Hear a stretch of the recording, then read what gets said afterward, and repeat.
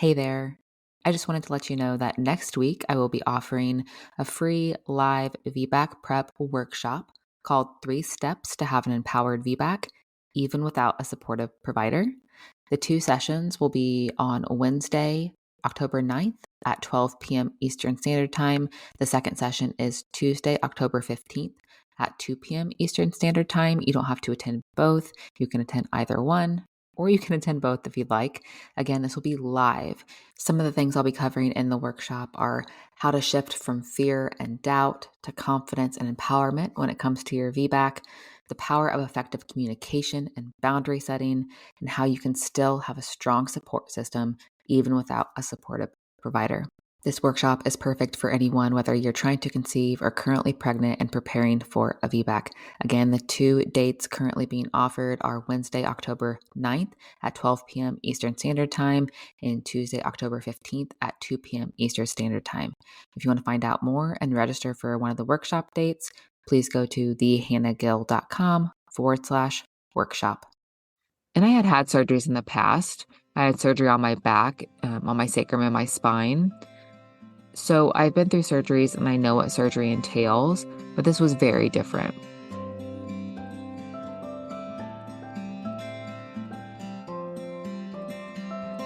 Welcome to the podcast where we get into the real and raw of pregnancy, birth, and postpartum.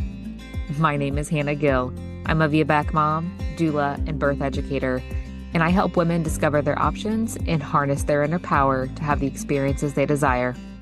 I'm here to support you through the ebbs and flows of these transformative years so we can have open and honest conversations about the hard, the messy, and the beautiful parts of motherhood. This is the Ebb and Flow Birth Show.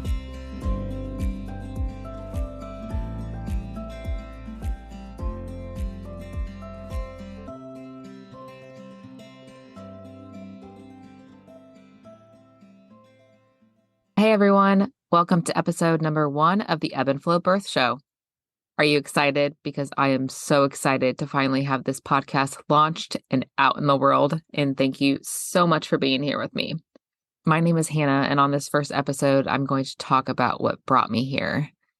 How I went from preparing for the birth of my first child and then having it end in a traumatic C-section to having a beautiful VBAC with my second child, and now owning my own business as a doula and birth educator. It has really been a crazy 4 years for me. And if you would have told me 5 to 10 years ago that I would be a doula or have my own business, all while also working a full-time job and being a mom to 2 kids, I would have said you were freaking crazy. I didn't even know what the heck a doula was back then. And I wanted to go to medical school to be a forensic pathologist, which, I did go to grad school for forensic biology, but a doula is obviously nowhere near that profession. My first birth experience is really what started all of this. If you have given birth before, think back to what preparing for that birth felt like to you and what it looked like. Did you take a birth class? Did you just find information online? Did you read books, like what to expect when you're expecting? Did you feel that you had all the information and support that you needed to have the birth experience you wanted? Or did you even know the true type of birth experience that you truly wanted to have? If you haven't given birth yet, or you will be soon, do you know what type of birth you want? Or how are you preparing? Are you exploring all of your options? Or are you going with the flow and doing what everyone in your friend and family group has done? And I knew for the most part what type of birth experience I wanted. And as a first-time mom, I thought I was fully preparing. But looking back, oh my gosh, I was not prepared at all. And I hear this a lot from moms, from first-time moms, that thought they were prepared and then had some type of bad outcome. And it just makes me so sad because that's not how it should be. We shouldn't have to use your first birth experiences as a trial run or practice round. You should have all the education and the support from the very beginning. Shouldn't be special for second, third, fourth time moms. That first time should be just as beautiful and amazing as if you were to prepare the second time around. So before I get into my pregnancy and birth, I kind of want to talk a little bit about conception immediately prior to pregnancy in my experience. So in August 2018, I decided to stop birth control, not because we were trying to get pregnant, but just because I was tired of being on birth control. I'd been on it the majority of my life. And from the time I started my period, I was pretty much on the pill. And then I had an IUD for a year and it was horrible. But that is for another episode entirely.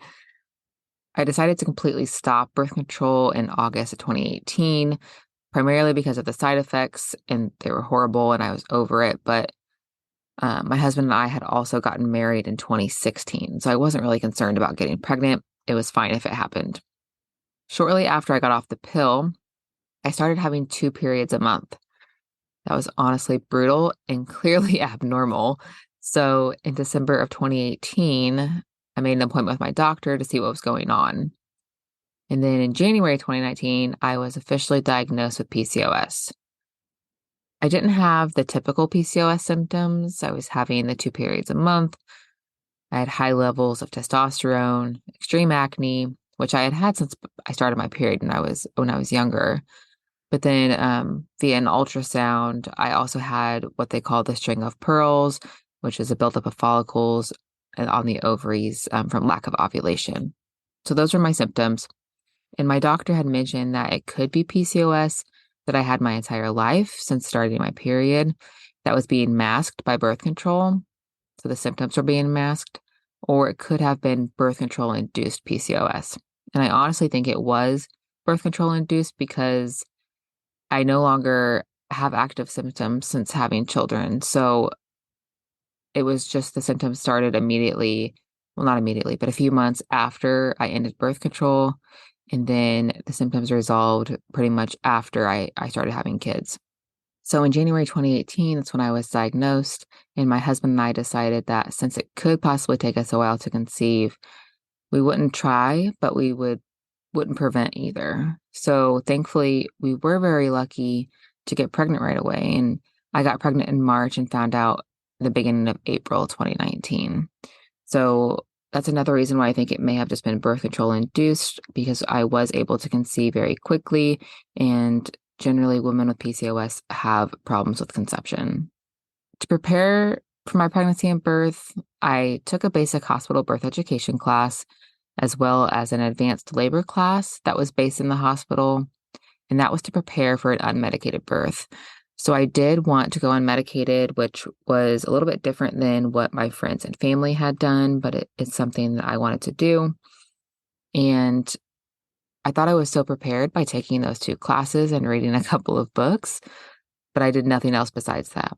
I took the classes, I read the books, but I did not implement anything I was learning. My pregnancy was kind of rough, mainly because my morning sickness lasted the entire time. I had maybe a 1 week break between my first and second trimester, but that was it. And I even vomited throughout my entire labor. It was great. It was just a hectic experience.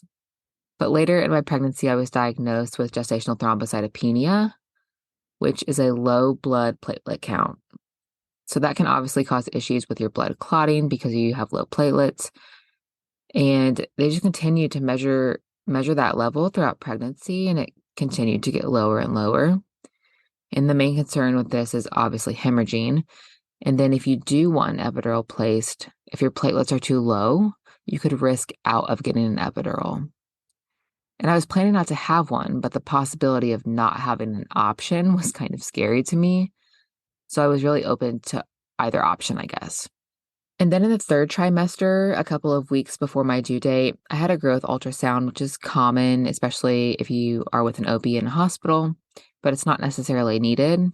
They're usually used to see how baby is growing and predict the baby's size, which I now know is not extremely accurate. It can vary a few pounds either direction. But my son was measuring larger than average and per the ultrasound. And my OB said that if I wanted to schedule an induction due to the size, I could, but it was completely up to me. And I did end up scheduling an induction for 39 weeks, specifically 39 plus 6, so almost to my due date. I also chose to get membrane sweeps at 38 and 39 weeks exactly, just because I didn't know any different. It was offered to me as an option, so I said, yeah, sure, let's do it. And I just thought it was normal to do that. But I had a membrane sweep at 39 weeks exactly on a Monday, and I was 2 centimeters dilated at the time and 90% effaced. And I went into labor the next day. I don't know if that was due to the membrane sweep or if it was just because my body was ready.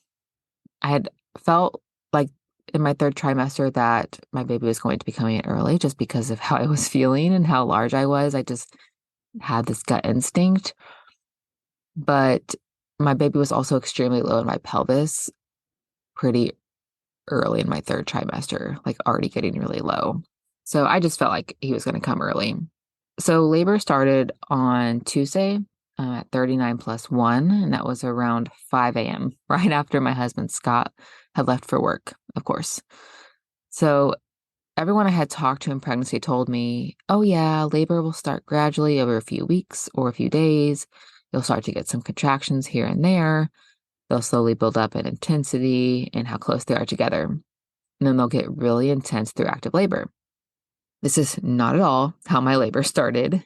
And as soon as my contractions began, they were around 7 to 10 minutes apart. And they were so intense that I was really having to focus and breathe through them. I tried to get in the shower to see if they would calm down, but they just continued to get stronger. So I knew that it was definitely labor. And while I was in the shower, I started timing the contractions consistently with an app. And after about 20 minutes in the shower, they were about 4 to 5 minutes apart. At this point, I was really like slightly panicked. And I called Scott at work and told him to get home. I got out of the shower and I got dressed. And then I started like bouncing and rocking on my birth ball to help get me through the contractions. And then basically as soon as he got home, we grabbed the hospital bag and decided to go straight to the hospital because of how intense things already were. And I feel like as a first time mom, you're just like, ooh, contractions or your water breaks, and you just run to the hospital. And like you see in the movies, but that's just not at all how it should be.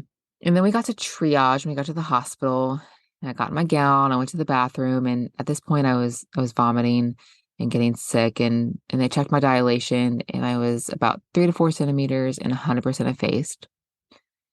And they also checked my platelet levels at this point because they had to make sure they were not too low for me to get an epidural.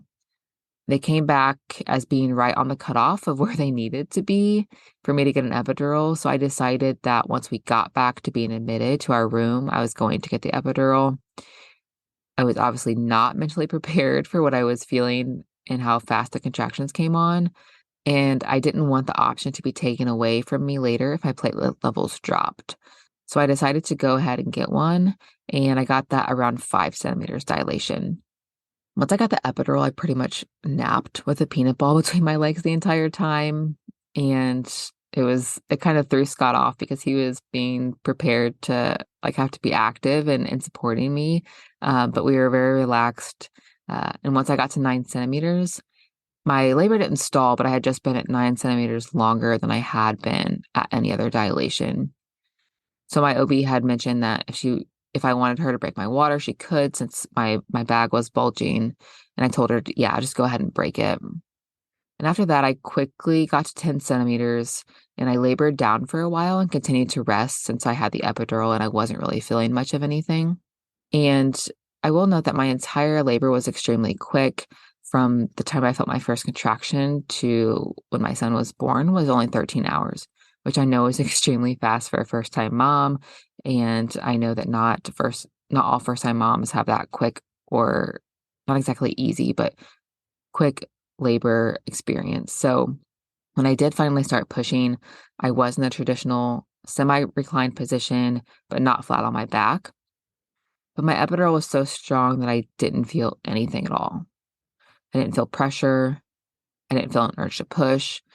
I literally felt nothing. And my nurse had offered during pushing to bring the mirror down from the ceiling so I could actually see myself pushing. But I declined that. And looking back, I wish I would have just used it to help my progress and see how I was doing with pushing. Because my epidural was so strong, I was not pushing effectively. Pushing was a very surreal experience because I didn't feel what I thought I was going to feel during pushing. So I didn't know how to push properly, and I couldn't feel how to push properly. I just felt like nothing was happening. And of course, I was doing the coach pushing that they do in the hospital where you count to 10, holding your breath, and then push, push, push, push, push. And at one point, my son did have a slight heart deceleration for a moment, and they told me to stop pushing. They put an oxygen mask on me and then had me rest. But that was the only time he really didn't handle labor well, and his heart rate went right back up and never dropped again. And we just kept going through this process of pushing, and in total, I pushed for right around 4 hours. But he just continued to go back up into the birth canal after each round of pushing. He just wasn't coming down. And he ended up being we found out later he ended up being asynclitic. So he was just not in a good position for coming through the birth canal. His head was tilted sideways. At this point, my OB came in and we had talked a little bit. And it was at that point I opted for a C-section. And I wasn't even really tired from pushing just because, my epidural was so strong, I really didn't even feel like I was pushing. But I just thought, well, it's been forever. He's not coming down. He's probably just not going to come out. And there wasn't any sort of emergency, so things were very calm. We were both stable. And once we decided that, okay, we're going to do the C-section, my mom and Scott's mom both came back to the room to see us before I went back to the OR. And I had had surgeries in the past. I had surgery on my back, on my sacrum and my spine. So I've been through surgeries and I know what surgery entails, but this was very different. My mom was crying, which of course made me start crying. And I was just very emotional because my birth was not going how I had planned or envisioned, because a C-section was not even on my radar. They talked about it in the birth class I took, but of course, I'm pretty sure I just glanced over it because in my mind, I was thinking, okay, a C-section, that's something that's emergent. For whatever reason, you have like an emergency. It's not going to apply to me. So mentally, I just felt like I got slapped in the face because it wasn't even on my radar and I wasn't expecting it to happen. So I was very, very mentally unprepared for this process. And this is where the traumatic experience really started for me. When we got back to the OR and they started the C-section, I felt more pain than I realized I would. And because my epidural was so strong during pushing, I hadn't expected to feel what I was feeling. The doctors and nurses and everyone I had talked to described it as you would feel like a pressure, but to me, it felt like actual pain. So I was crying and telling Scott that it really, really hurt. So he told the anesthesiologist to give me more of whatever pain medication they were using to help me not have so much pain. And I don't know if it was because of the medication or because I was just so overwhelmed with the process. But at this point, I dozed off for a few minutes. And the next thing I remember was I woke up and Scott was yelling, "Babe, it's a boy," because we didn't know if it was a boy or girl. But I don't remember his first cry or meeting him for the first time. The only reason I'm able to piece together those memories was because of the photos that were taken, thankfully. But really, when I think back in my mind, it's all a blur with just blips of memories in between. And that was one of the hardest parts, was even though I was awake, I wasn't there. I wasn't coherent and I wasn't connected with the moment.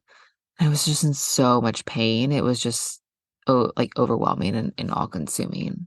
When we finally got back to the recovery room after the C-section, I was told that I had hemorrhaged and lost more blood than they would like to see during a C-section.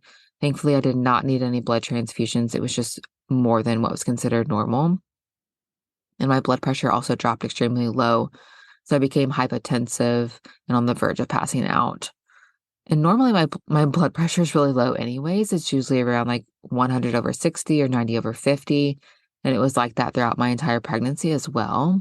But now it just dropped even lower.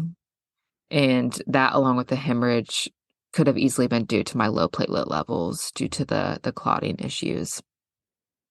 And since I was on the verge of passing out and wasn't extremely responsive, I wasn't really able to hold Hudson on myself on my own, but I wanted that golden hour so badly where he would be skin to skin and breastfeeding. And I really, really wanted breastfeeding to work out. And so I had Scott hold Hudson to help him nurse while the nurses were trying to stabilize me. So I'm sitting here shaking on the verge of passing out, having Scott hold Hudson so he could breastfeed. And it was just a whirlwind of emotions and just a crazy experience there in the recovery room. And then after we left the recovery room, I was moved to antepartum, which is like between recovery and postpartum. Sometimes if there's not postpartum rooms available or if you need extra care and observation, like if you had complications, you can go to the antepartum room. But I was there for a little while, um, just to make sure I remained stable due to the hemorrhage and the episode of hypotension. But then we finally were being moved to a postpartum room, I think the next day. And at this time, Scott had left to go back to the house to shower and grab some things and check on the dogs. So it was just me and my dad and Hudson at the hospital. And when we got to the postpartum room, the nurses needed to switch me from the bed I was currently on to the bed in the postpartum room. And to do this, they had to use the sheet that was under me that I was laying on to kind of slide me from one bed to the other. And as soon as they began sliding me over, I felt a pain in my abdomen that felt like it was completely being ripped open. And it was the worst pain I'd felt in my entire life. And I let out a scream so loud, and it was a sound I had never heard myself make before. And I really never want to hear myself or anyone else make that noise again. And I was crying so hard, I couldn't catch my breath. And out of the corner of my eye, I could see my dad. He was facing away from me, but he had one hand on Hudson's bassinet and the other was wiping away his own tears because he was crying because of the pain I was experiencing. And out of my entire birth experience, that was the most traumatic thing that happened. The pain that I was having and that blood-curdling scream that I let out, and then seeing my dad be in such an emotional state because of the pain I was in. It was just, oh my gosh, it was such an overwhelming experience. And I remember it vividly like it was yesterday. The birth experience from the C-section on was extremely traumatic for me. And I'm finally to the point now where I can tell that story without just completely breaking down and sobbing. I still get emotional, but I can at least hold myself together now and articulate my feelings. And I know that trauma stays with you and that it will never completely go away, but it does get easier and it has gotten easier over time. And from talking to people on Instagram, other social media, and friends and family, I know that many women go through this experience or something similar. And it's just heartbreaking to me because I've been through it and it's just not okay. And I feel like we really need to start talking more about birth trauma in general, but also trauma from unnecessary C-sections. Because I will say that my cesarean was not emergent. My son and I were both stable, and there were no major complications. I I just simply opted for a C-section after 4 hours of pushing because I didn't know of any other options that I had. I just thought, okay, it's too long. It's the cutoff time to go back for a C-section. But I know that other women have gone through similar experiences, and you're not alone, and your feelings are valid. Yes, of course, I know you want to celebrate that your baby was born, and you want to feel thankful for them being here, but it's okay to mourn the experience you wanted. You can feel robbed of the experience you thought you would have. You can feel angry and sad, or not really grateful for your C-section or for your birth trauma. All of your feelings are valid and your experience is valid and it matters. You matter, your baby matters, and all of that is valid and you are not alone. If you did have a similar experience, whether it be a C-section or birth trauma from a vaginal birth, which does happen, or any sort of trauma during pregnancy, birth, or postpartum, or if you feel like this story has resonated with you at all, please contact me because I just want to listen. I know when I was going through it, I just wanted someone to listen to me. I didn't need advice. I didn't care about their story. I just wanted someone to listen. So if you feel like someone's not listening to what you have to say, or you feel like maybe you're scared to share how you're feeling to someone you know, or friends or family, you just want to talk through your birth story or have someone listen to you, send me a DM on Instagram at Ebb and Flow Birth Co. And just let me know how this experience made you feel, how you're feeling about your experience in the past or an upcoming one. Just let me know because that's why I'm here. That's why I'm having this platform is I want to be here for you all. I want you to know that you're not alone and that other people are going through similar experiences as you. So please reach out. So this entire birth experience is what really started all of this for me. So it started my interest in becoming a childbirth educator because I felt failed by the childbirth education classes that I took in the hospital. And I really wanted to educate women on their options because I felt like I was not prepared for what happened to me, mentally or physically. I didn't know what my rights were, that I had certain rights in the hospital. I didn't know what my options were or what to do in certain situations and how to handle all of that. Thankfully, though, I took the step shortly after having my son to begin preparing for a better birth experience before we even were trying to conceive again. I mean, started looking up VBAC and everything like 5 weeks postpartum. I didn't even know VBAC was a term at that point. I just assumed everyone that had a C-section, like they could have a vaginal birth afterwards. What's the big deal? It wasn't until I started looking into things that I realized there was so much pushback. But I started healing from my trauma and educating myself on my options and really just working on my mindset and my fears surrounding birth. And all of that helped me to have a beautiful, healing, unmedicated VBAC last year, which I will tell that story on a future episode because it is a story worth its own episode as well. So that is the experience. That's the birth story that started it all. And if you guys enjoyed this episode, if it resonated with you, if you think someone else would benefit from it, I would greatly appreciate it if you could share this episode or the podcast as a whole on social media or with your friends and family that you think could benefit. I would really appreciate it. Again, thank you all for being here in this space with me and just listening. I'm so excited to finally have this podcast going and to have you join me on this new journey. I'll see you next week. You just finished another episode of the Ebb and Flow Birth Show. For more, head over to ebbandflowbirthco.com or on Instagram at ebbandflowbirthco. As a reminder, this podcast is provided to you for educational and entertainment purposes only. It is not a substitute for medical advice. Until next time, bye friends.